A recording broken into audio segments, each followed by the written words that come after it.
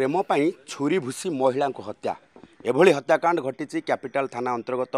झरणा बस्ती जोठी वर्तमान पुलिस एवं scientific team आसी छानभिन करुच्ची जड़े महिला को दुकान रे काम करुवा जड़े युवक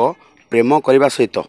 परवर्ती समय एमती किसी घटना घटला जो महिला को छुरी भूसी हत्या करदेला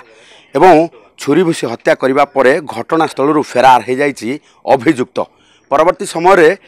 घटना को नहीं कैपिटल थाना रे एक हत्या मामला रुजु करा जाइछि एवं पुलिस एबे घटनास्थल छानबिन आरंभ करिछि। ये देखि पारुथिबे जे कैपिटल थाना पुलिस एवं साइंटिफिक टीम आसी घटनास्थल छानबिन करुछंती। ये होछि सेही घर जो घरे महिला तांको स्वामी सहित रहुथिले एवं गोटे मोबाइल दुकान तांको स्वामी करथिबा बेले से मोबाइल दुकान को जो इंटीरियर डिजाइन रही से काठ काम करने को आसीथिबा जने युवक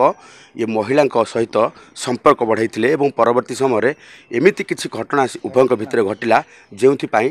छुरी भूसी हत्या करिसेंती। हत्या करने पर घटनास्थल फेरार हो जाइए अभियुक्त। पुलिस एवं अभियुक्त को धरने विभिन्न स्थान में चढ़ऊ जारी रखिथिबा बेले एपटे घटनास्थल ही साइंटिफिक टीम जरिया एवं तदंत आरंभ होइछि। तेबे घटना पछरे प्रत्यक्षदर्शी ठारू आरंभ करी वर्तमान प्राथमिक तदंतरू जहाँ भी सुराग मिली प्रेम पाई ए हत्याकांड घटी